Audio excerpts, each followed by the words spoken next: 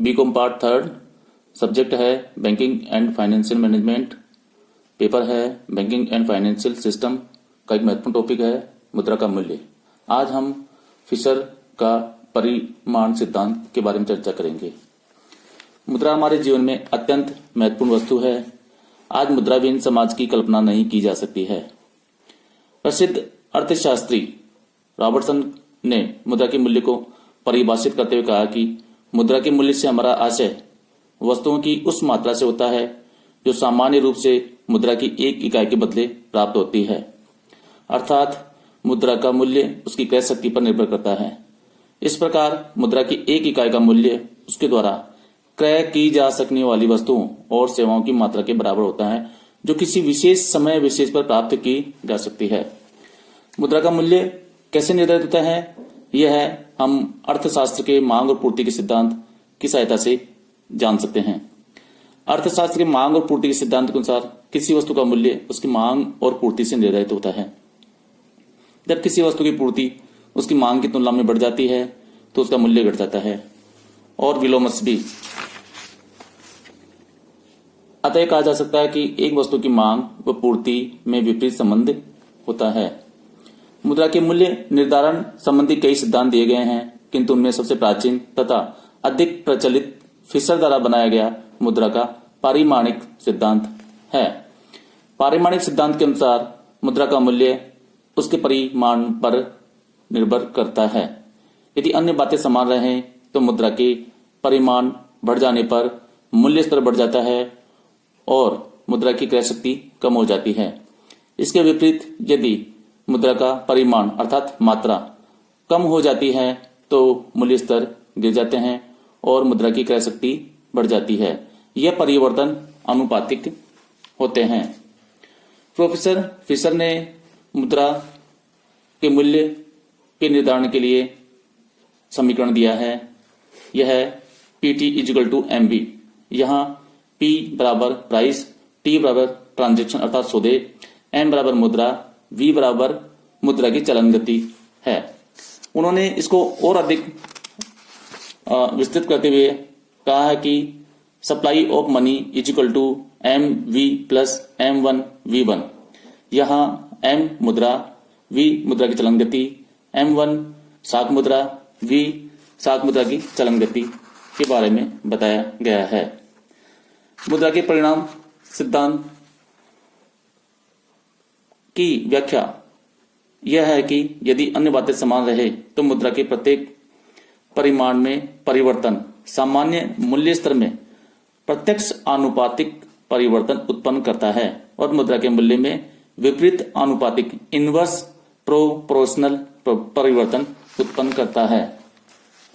इस प्रकार सामान्य मूल्य स्तर सदा मुद्रा की मात्रा के अनुरूप प्रत्यक्ष रूप में उसी अनुपात में जिस अनुपात में मुद्रा की मात्रा बढ़ती है बदलता है और मुद्रा का मूल्य उसकी विपरीत दशा में उसी अनुपात में बदलता है जिस अनुपात में मुद्रा की मात्रा बनी है।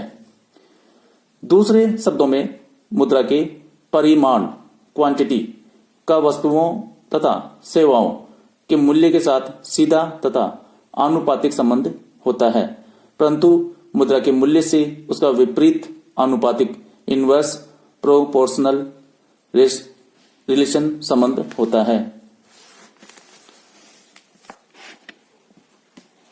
मुद्रा के मूल्य में कतिपय मान्यताएं भी हैं। जैसा पहला है व्यापार की स्थिति। फिशर ने माना है कि व्यापार की स्थिति में कोई परिवर्तन नहीं होनी चाहिए, अर्थात वस्तुओं और सेवाओं के लेन देन की संख्या स्थिर बनी रहनी चाहिए।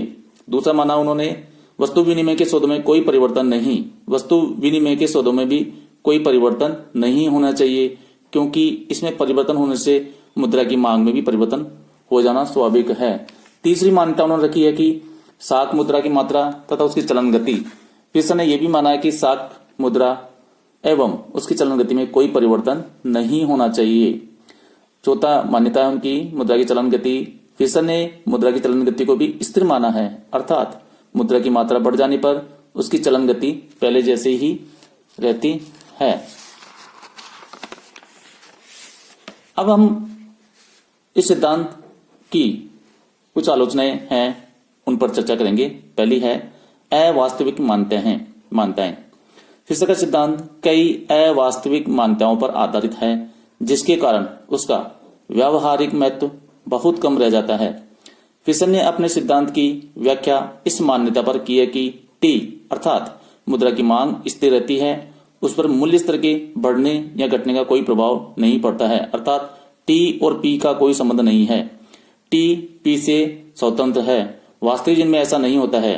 टी अर्थात कुल सौदे या मुद्रा की मांग निश्चित नहीं रहती है, उसमें निरंतर परिवर्तन आते रहते हैं। व्यापारिक सौदों की मात्रा टी का एम और पी से विशेष संबंध है। जब एम और पी में परिवर्तन होते हैं तो उसका प्रभाव टी पर भी पड़ता है।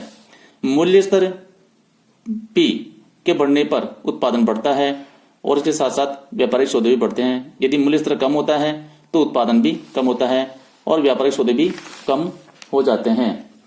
इन्होंने दूसरा जो इनकी आलोचना है वह है टी को अर्थात यानी व्यापारिक सौदों को स्थायी मान लेने का अर्थ यह हुआ कि हमारे समाज की रचना में कोई परिवर्तन नहीं आए हैं, अर्थात उत्पादन, उपभोग एवं जनसंख्या की मात्रा एक से बने रहे।